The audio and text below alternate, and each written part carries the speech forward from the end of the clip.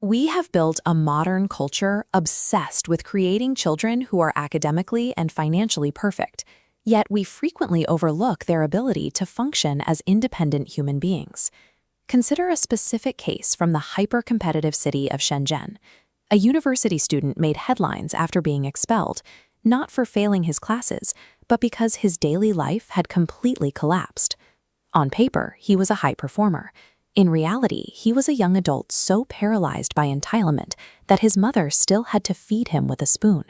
If she stopped feeding him, he would simply refuse to eat. When he visited his professors' homes, he would ransack their belongings, trash their living rooms, and leave. His lack of basic life skills made him a chaotic, exhausting force to everyone around him. High test scores mean nothing if a person cannot take care of themselves or show gratitude. Without those foundational skills, a student becomes a social liability, trapped in an illusion of superiority. The ability to function in society starts with the smallest, most overlooked habits, like doing chores. By taking responsibility for a shared space, a person begins to notice the labor of others, creating a mental bridge between their own comfort and someone else's effort. Walking into a shared apartment and seeing a roommate helping clean, you view them as considerate. But if one person sits back and watches the others scrub the floors, refusing to manage their mess breeds a toxic resentment that eventually destabilizes the entire household.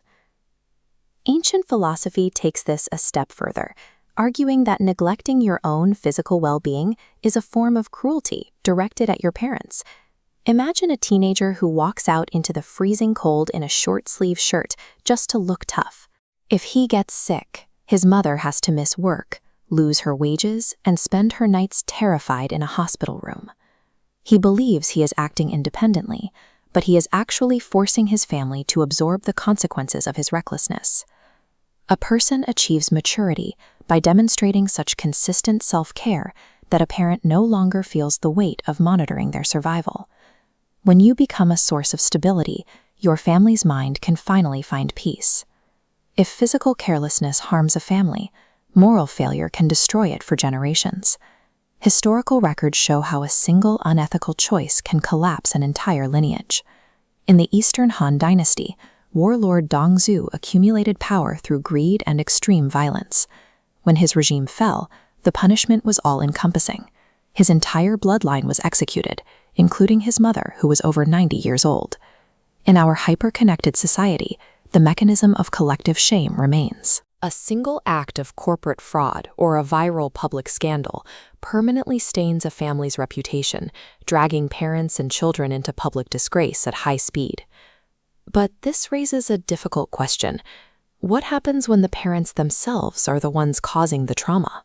Centuries ago, a boy named Minzi Kan was deeply mistreated by his stepmother, who stuffed his winter coats with freezing reeds while her own sons wore warm cotton.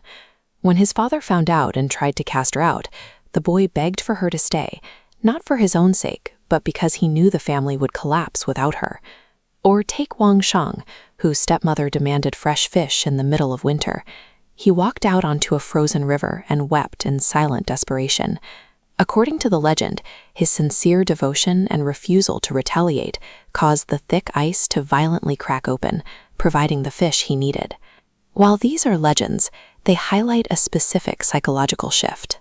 By refusing to meet cruelty with retaliation, these children broke the cycle of mutual resentment, using a persistent kindness to force a moral reckoning in those who had hurt them. Transforming difficult family dynamics requires a precise, four-part framework designed to correct a loved one without triggering a defensive conflict. First, pure intent. Are you advising to control or genuinely to help them thrive? Critique requires empathy. Second, timing. Praise publicly, but correct in strict privacy so shame doesn't become rage. Third, a gentle attitude. A calm tone neutralizes aggression, dissolving defenses. Finally, patience and trust. You have to wait for the right emotional weather before speaking. If you haven't built a baseline of trust through your daily actions, your criticism will simply sound like a personal attack. Healing deep family wounds is a slow process of attrition. 3 feet of ice does not freeze in a single day, and it requires more than a single day of warmth to melt.